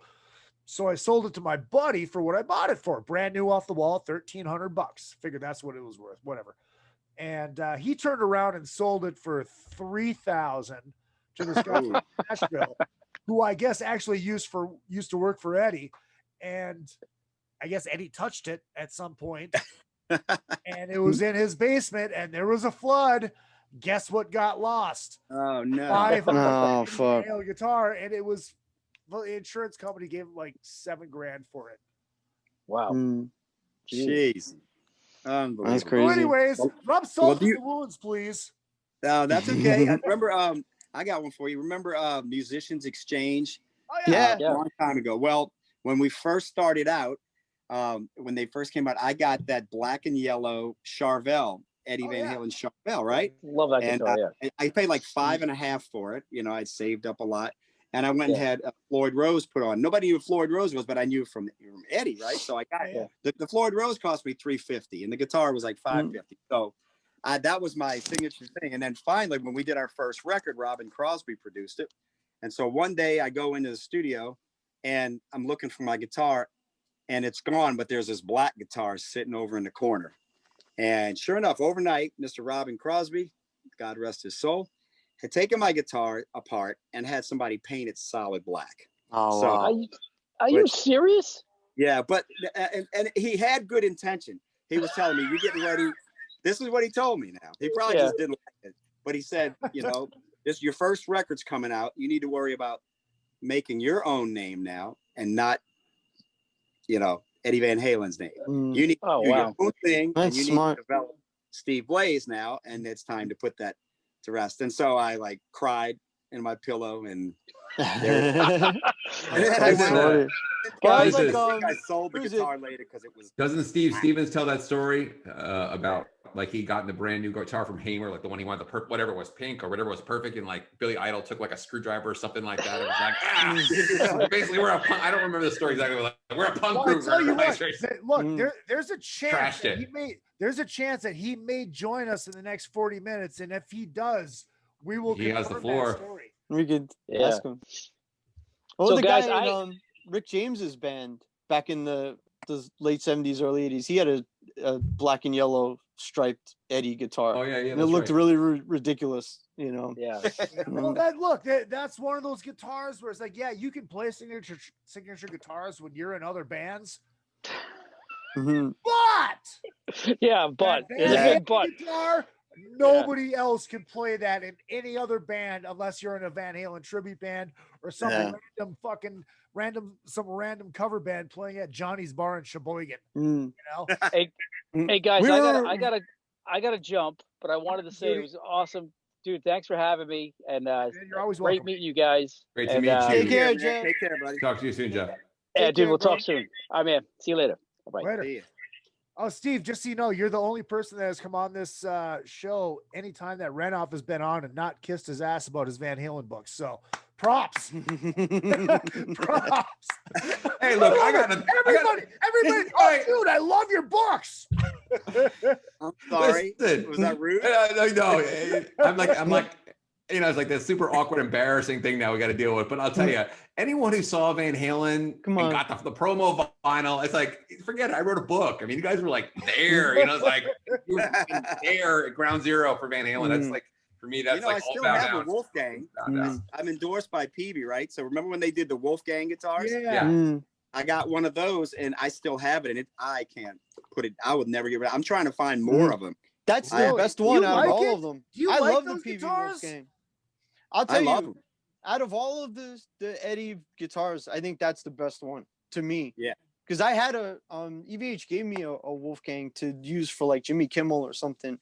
And I was thinking it was going to be like the PV one. I was like, you know, it just didn't feel right. For some reason, but it's that small neck, neck, man. you know, I think that's why I like it. Yeah. I remember when I had that Music Man, I was jamming with my friends at this band called Zenolith, and they rehearsed in Dan Whitty's dad's garage out at the farm because they could be as loud as they fucking wanted, right? So I was out there jamming with him. His dad walks in and goes, "Jesus Christ, get that out of a fucking Cracker Jack box?" Because it's so fucking tiny. The thing that I did not like about it, though, it was one of the reasons I got rid of it was because it just right here, because it's got that solid ridge on the top, and you know the way I play, it just hurt. It just fucking hurt, you know. But of course, the worst part about that whole story is that Les Paul that I bought, I had to return it because I lost my job. Oh, somebody's grilling. No. Are you grilling? Yes. A kid. And I'm sorry, I don't mean it. No, it's all right. It's all right. Hey, I got a little Louisiana story. I want to hear. Steve, you might know about this. So, you know, Danny Johnson, who was in Axis, right? I mean, and then Alcatraz, but he was in Derringer. He's out of Louisiana, and you know, I always thought that was really interesting. That Derringer was playing around LA with Vinny and Danny, and they had that whole thing that went on with "You Really Got Me" that came like that. Basically, that there was that whole like quote unquote feud between Eddie and you know, Danny. Yeah, I mean, I know from talking to Don Landy that you know, every time Danny was in town, he'd go up and visit with Ed. They knew each other from. He's from Shreveport, right? Yeah, right. Yep. And then I there was remember when we first started, he was always playing this one great venue guitar player. Where he was guitar really, player. but I was like really young, and then he was like seasoned cat to go check out. You know, so I was And like, then yeah, he's really good, nice guy too. Did this thing in LA with Danny Johnson and the Bandits or something like that. They could kind of a new wavy thing. When Don would tell me that when Danny was in town, he'd come up there and like play with Ed and jam with Ed. And then they did Private Life, right? That was the thing that Ed was obviously integral in getting Private Life to deal with Warner Brothers and stuff. And that was Danny's band too. Oh yeah, that's right. I didn't have a They girl opened singing up. in that band? Mm-hmm. They Female opened up singer? the night I met him. Yeah, Private Life. Yeah. I think Okay. they did. Yeah. Mm-hmm. Izzy, you thought I had my own fog machine behind me while I'm sitting here? No. I thought you were fucking grilling, and I was jealous. I am. It looked like I had a fog machine. I know that, Steve. I got my green egg grill, man. I know grill smoke because I'm a fat guy. I can smell it from a mile away. And I was just jealous. I was just jealous. It's about the only thing I can eat on a keto diet, you know. Oh, so you're doing that. 6 months now. I might be going on The Price is Right, so I have to. I gotta lose it. I gotta lose my chins. Are you kidding? Are you serious? No, I'm serious. I'm serious. I had to go on The Price is Right. I had an interview last week for The Price is Right, and I got a call back for yesterday, and apparently the producers really liked me, but they just wanted more energy in the 30-second spot. So they redid my 3-minute interview, and I busted out the championship belt that you can see behind me. And I went full blown Hulk Hogan, and the guy's like, dude, they're going to love this. So we'll see. So you get interviewed to be a contestant on there? Yeah, because now, because of COVID, everybody's going to die. They're going to do it without a crowd. Okay. So all the contestants are going to be casted on. For now, until they can start, just getting random people to come in and do it. So, do you actually get the prizes if you win on that show? Oh, yeah. Oh, yeah. Apparently, you have to pay the taxes on them before you take it home. Yeah, you have to pay the taxes. Izzy Presley arrested for tax evasion 2 years from now. It was a gift, man. It was a prize. So, like some fucking Tupperware, man. Some like Tupperware that he goes, went on. the first one he goes, yeah, 5 years in federal pen. He goes, what's your favorite? What's your favorite Price is Right game? I go, it's the card game. He goes, why? He goes, well, I'll tell you the specific one. It's where I win that 77 black Bandit Trans Am with T-tops. Nice. But then I changed it to Plinko because if I hit 10 grand on all 5 of the Plinko things, I could buy myself a 77 black Trans Am Bandit style. There you go. There you go. Hey Joe, I was going to ask you guys, we were talking about that new album release, like buzz, when the new Van Halen album is coming out. I mean, I remember 5150 and OU 2, but like I'm not the biggest AC/DC fan on the planet. Believe me, I love AC/DC like everybody else, but there's people who are like, that's their band. I got the hair standing up when I heard that new riff, and I just thought, thought about like when you heard like the new Van Halen, it was the same. It was like electricity. It was like, come out, and it's kind of like that little bit of a recapturing what it was like when we were kids. And I heard that AC/DC riff. It's like, oh man, you're gonna have a new. I haven't. I must be the only person that hasn't heard it. Yeah, I haven't heard it either. Well, I tell you what. I've heard good things. It's gonna be it's a little bit after midnight tonight, so it's gonna be a little bit after 9 p.m. Hotel California time, and I might have a Zoom room up, a post-show drinking room. And I might have to play it, when it fucking comes out, because we're not going to still be on the air. So when does the record come out? When does the full album come out? They haven't announced that yet. Well, yeah, they're putting the single out. Yeah, the single comes out tonight. Brian singing and everything. It's definitely cool. Yeah, dude. Cool. Yeah, and you hear that riff, and you're like, yeah. They're carrying the torch, man. They're all we got right now. It's funny. There was a promo. Sorry, it was real. Oh, go ahead. No, I was gonna say there was a promo and they flashed their faces across the screen, and you look at it, you're like, they are old. I don't mean that as a criticism, but it's like I so appreciate those guys doing that, because they're like, they're like the Stones age. I mean, they're like, those guys are not young. And it's like, shit, they're out there still doing, like, those guys are just like, hey, we could be like, we're relaxing on a yacht and we're gonna go and do this again. They're not doing it for the money. They're like, well, I'm going to need more money. Let's make it. No, they're doing it because they love it. Which is awesome. Yeah, I know. I'm just fucking stoked. I'm really stoked. I guess it's already in a commercial. Yeah. The Dodge commercial is really Dodge. great. Oh, is Funny it commercial. really already? Yeah, like the Ricky Bobby parody with the little kid. It's great. Yeah, definitely. Oh shit! You guys that's go awesome. right to YouTube and watch it after we're done. It's great. I'm gonna crank it tonight. So it's not to get morbid. Who's the next one? Do you think is going to have this kind of effect on you guys? You don't want to think about it because obviously you don't. Who's going to go next? Or that, or who do you think is going to go next, or who do you which is the next one that's going to have this kind of effect on you? Well, I lost Prince, and that was a big one for me because he's probably the top of my list as far as the artist that inspired me since I was playing music, and Ed. I think that these two were the big ones for me. Yep. So I don't know. Yeah, it's a tough one. I think this was probably could be the biggest one. I think it's going to be, oh gosh, should I even say that? That would be terrible because now all of a sudden it's going to be like. No, it's not like we're playing the death game, but it's all right. Yeah, I would say probably. Who do you not? Okay, let me rephrase this. Who do you not want it to be? Me. A long list, starting with me. I would say Willie Nelson or excuse me, or Ozzy. Yeah. We got it's going to be one of the Stones. We had a Willie Nelson scare last year or a couple years ago, right? Yeah. He was in pretty bad shape. Yeah, that's going to be a big one. That's going to be a tough one. I think the one that's going to hit me is, I mean, obviously if it was Ace Frehley, but anybody from that original Kiss band. It's like, and that's the thing that we have to realize is we think about it, but we don't ever talk about it, is all of our heroes, they're getting to that age now where this is going to start happening on a more regular basis. Like I said, it's like I remember when Elvis died, but I was 4 years old. Right. It didn't have this effect on me because I was 4. I didn't know what Elvis meant to me at the time. Yeah.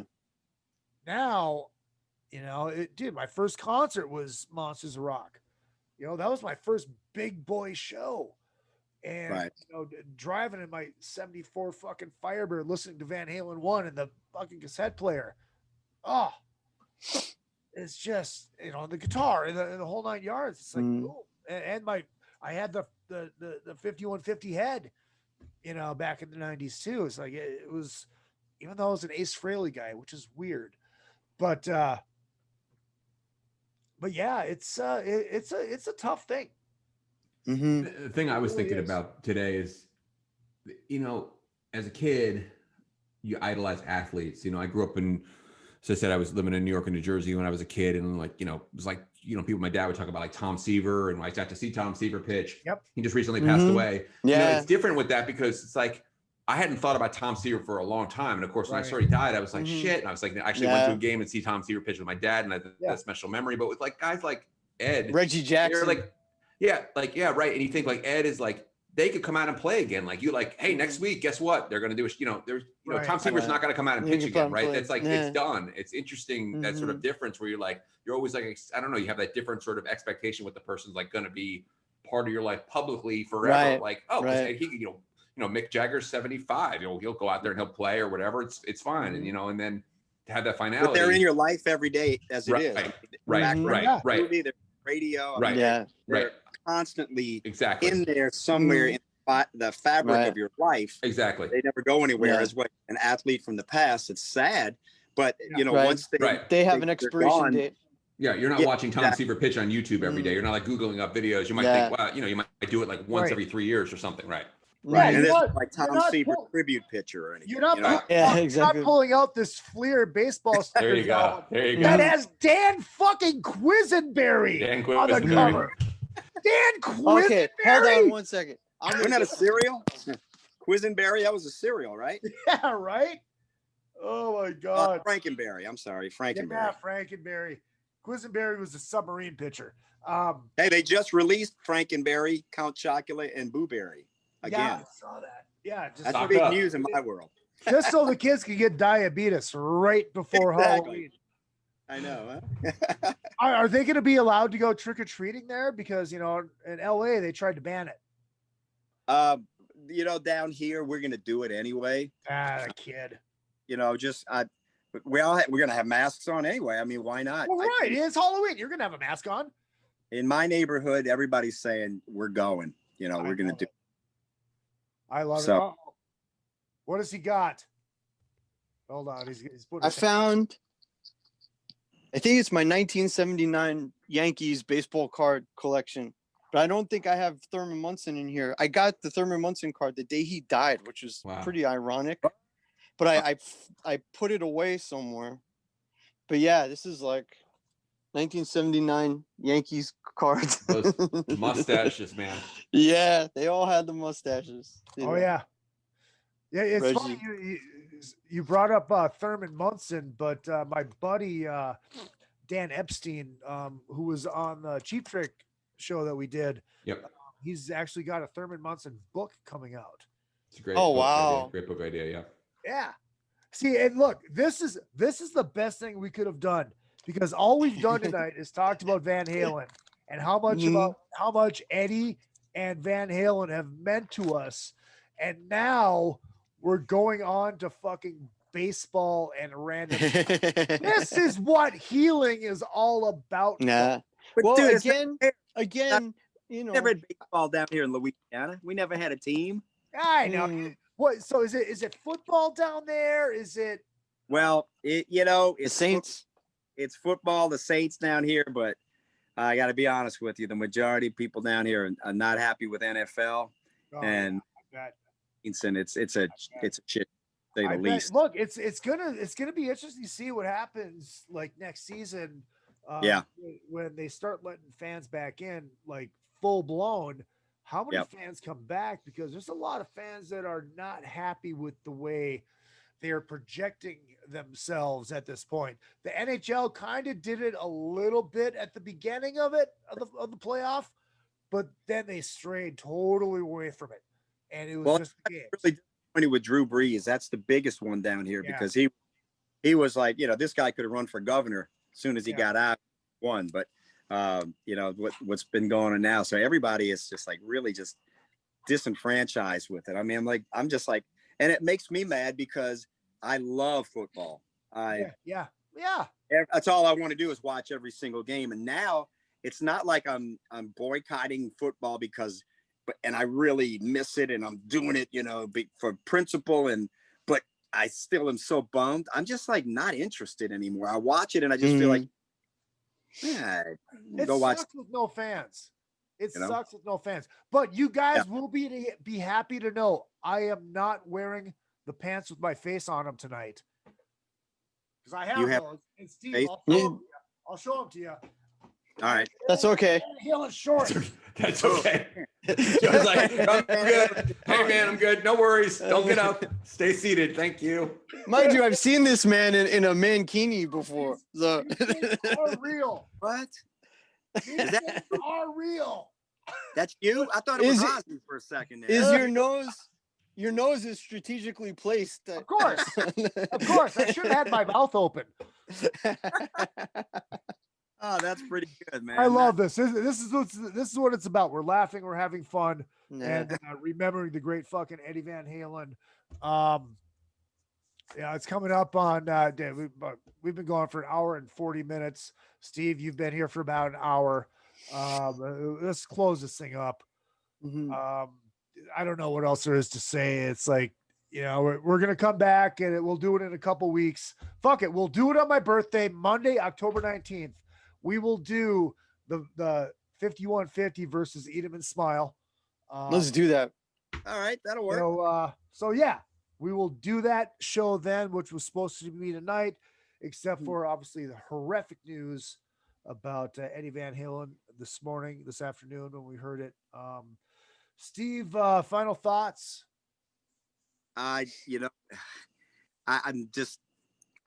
It's weird because you just get to the point where it's like every day I'm waiting for my wife, who gets up earlier than me, to say, guess who died today? It's just like, I had a close friend, her husband got killed by a motorcycle wreck over the weekend. I got to go to her funeral in 2 days.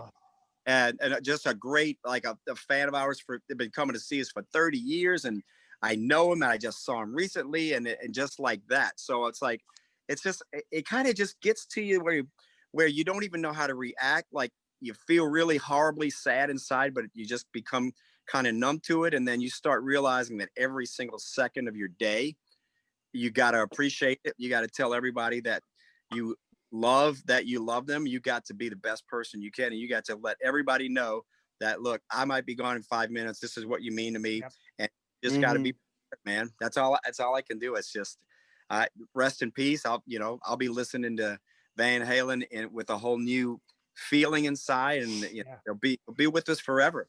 And there's plenty. We've got to start appreciating everything, because now it's like everybody's like, how many people are going to go out and buy the entire catalog now?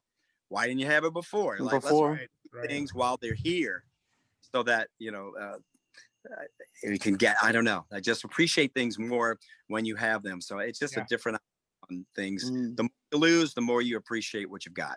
Yep. And before we move on, any Lillian Axe news? Anything coming out? Anything? Yeah, we're way through our 14th album. It's wow, 14 records. Good for you guys, man. We have a new. I know that. That's awesome. We've got a new singer as of a year ago. This is the fourth lead vocalist in 32 years. I mean, but Brian, our singer that's been with us for 10 years, he's on the business side. So he's doing booking and promotion. We have a new singer that's amazing. We're doing all the vocal tracks, and hopefully maybe by summertime. We had a lot of shows like the Monsters of Rock cruise. We were on that. That got moved. M3 that got moved. Rock the Bayou. A lot of festivals and stuff.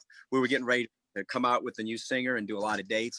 That all got moved, and so we just we do. I got a podcast. I got a ghost hunting TV show.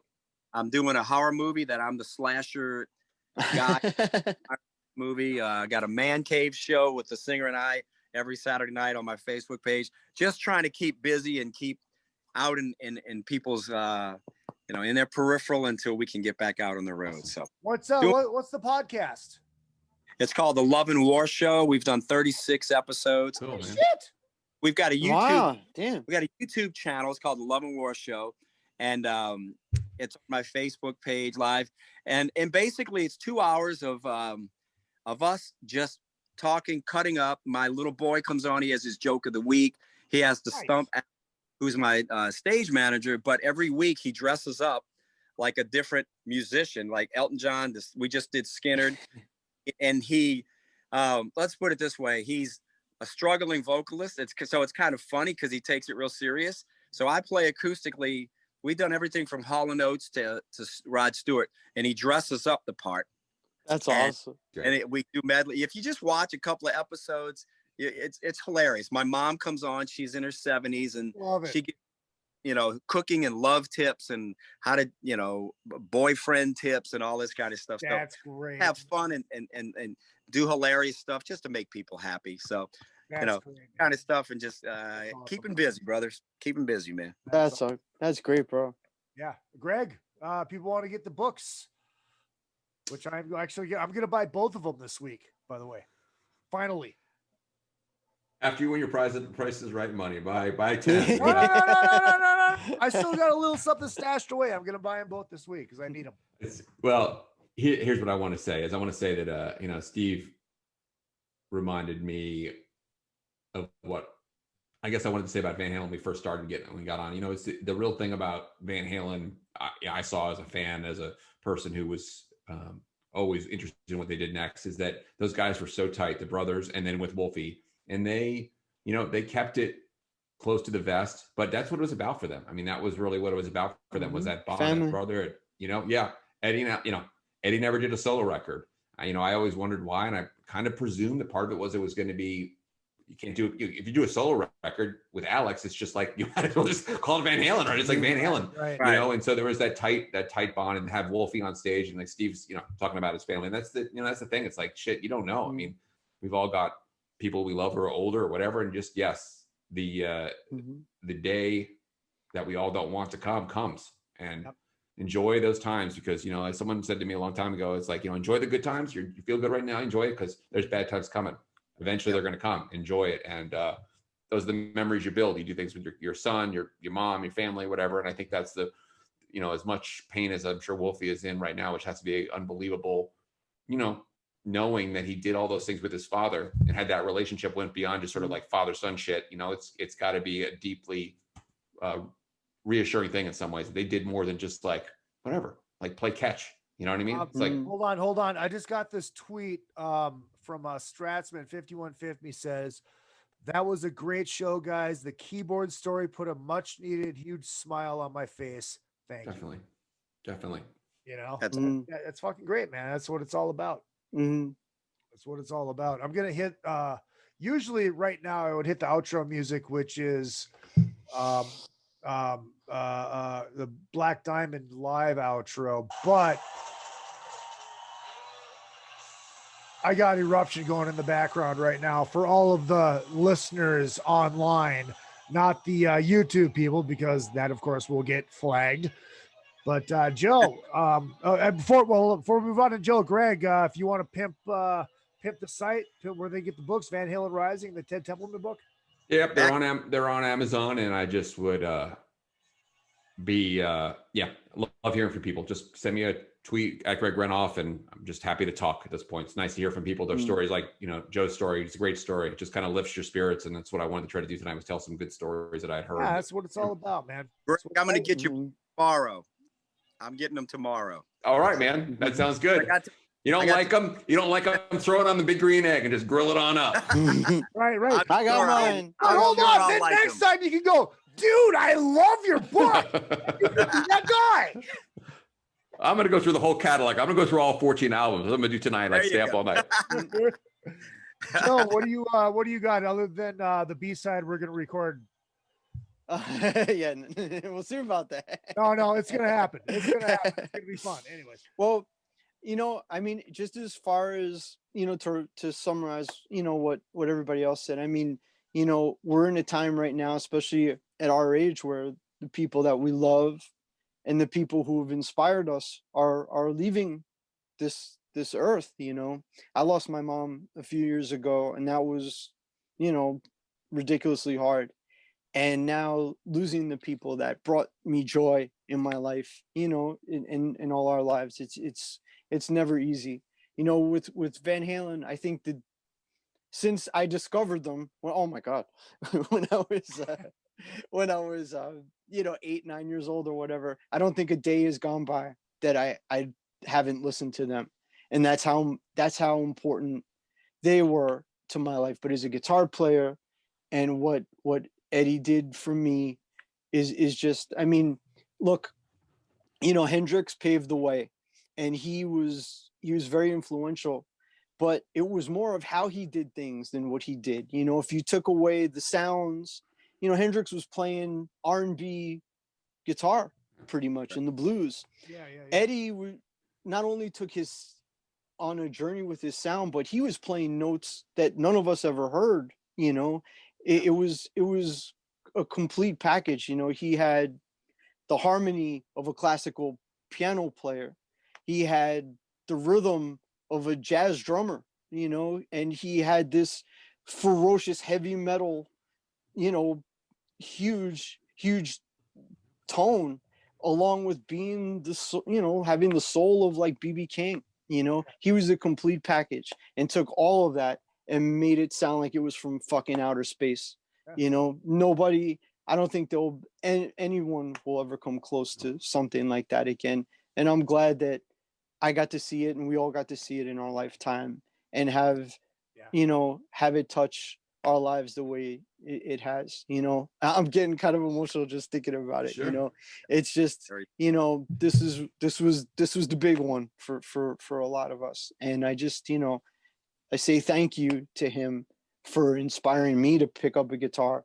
And, it's been my career for the last 25 years, and I'm thankful to see that smile on his face. Always kept me grounded, that if he's, if he can still love what he does and put a smile on my face, that will always inspire me. So You know I what? just say He thank made you to it- Ed. He made it look fun, and that's Yeah. why we do it.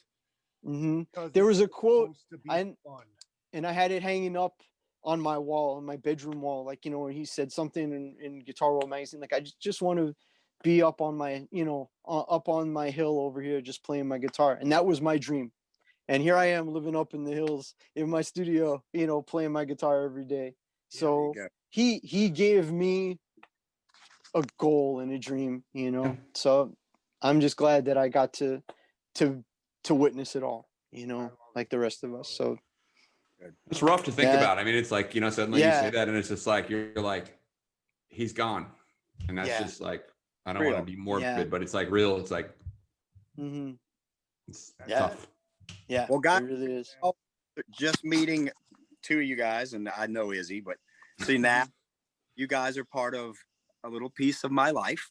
So I appreciate everything that you have done and contributed to the music world. All and of you. Steve, I think at some point I've definitely seen your band at like L'Amour's or probably we've been around since mid '80s, so we've been been around a long time. Right. Hold on, before we go, Steve, I'm going to ask you this: were you guys ever up for a Halen tour? Were you ever close to doing a Halen tour? No, not. I mean, we didn't. No, the closest thing that we ever came was our first album.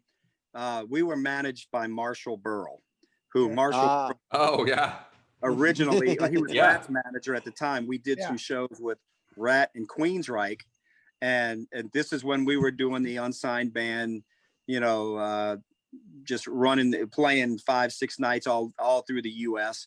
And we got asked. We were drawing a lot of people for an unsigned you know, club band. And so we got asked to open up like 5 shows for Rat, Queensryche, and I think Poison was on one of them. And after the second show, I got the security guy for Rat came up and said, Marshall Burrell wants your phone number. And I'm like, okay. You know, it's one of those things when you're 23 years old, you like dream that, man, if only the manager could see us play. And sure enough, he called me Monday morning, and after the second show, and he goes, Steve, Marshall Burrell, hey, man, do you want a record deal? I mean, it was just like that. And I was asleep. I was like, yeah, I do. And he goes, Robin Crosby really liked you guys. He wants to produce your first album. And then it became that. But Marshall had the relationship with Van Halen evidently at one time, and it didn't work out real well between the two of them. So that was about the closest I ever got. And then it's like 5 degrees of separation. Did Ted Templeman, he did Bullet Boys record, right? Yeah. Yeah. I spent a luxurious 2 months on the road with the Bullet Boys. And I know that only the finest accommodations, obviously. I'm not saying anything else. I'm a gentleman. But anyway, I know he worked with them at first. I don't know if that's it. I never got the opportunity to meet them. It was always like, oh, Eddie Van Halen was just here. Oh, okay, a guitar show, stuff like that. Yeah. I wish I had, just to say that I had. But sometimes, you know, I find that if I meet people that I admire, and I don't want to meet them because I'm disappointed and hurt, and more times than, you know, like the one time I met Brian May from Queen. I met Brian May from Queen, and he was. Yeah, almost every person I've met has been fucking cool. The Eddie story I had, you know, just being a kid and having him.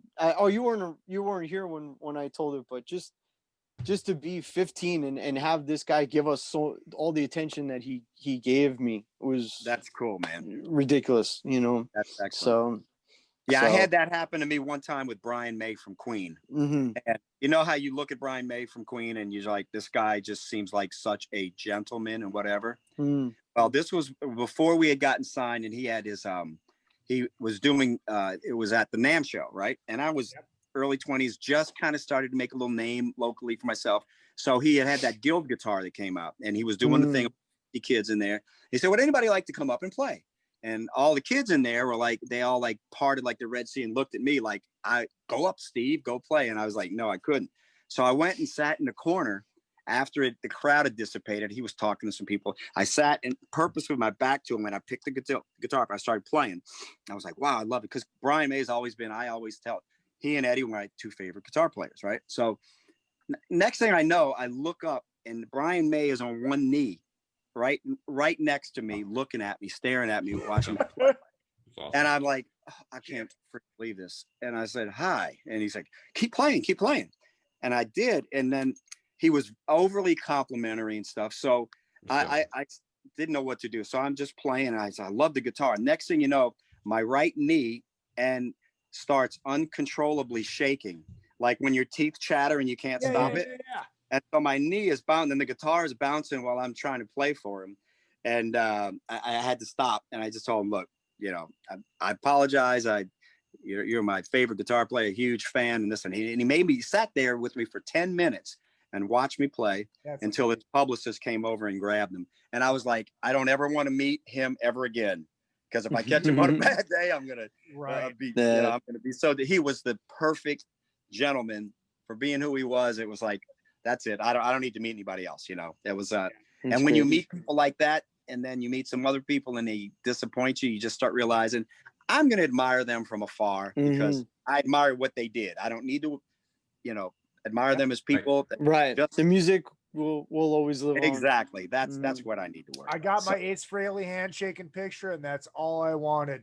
This is a tribute to the great Edward Van Halen. There you go. On Monday or Tuesday night. I don't know what the fuck is going on. A week from Monday will be the DLR Eat 'em and Smile versus 5150. Joe Augello, thank you very much. Yes, sir. Renoff, thank you very much. Steve Blaze, so good to see you. Same here, bud. I was able to finally get you on, and you have an open invite. You always know that. Hey, you just let me know when, and I'll be there. And it was very nice to see Joe and Greg too. Yeah, man, good to meet you guys. It was nice to meet you guys. Jeff Pezzuti, thank you very much. Keep grilling, Steve. I will. We'll say goodbye off the air. My name is Izzy Presley. Don't forget what I lack in talent, I make up for in cock.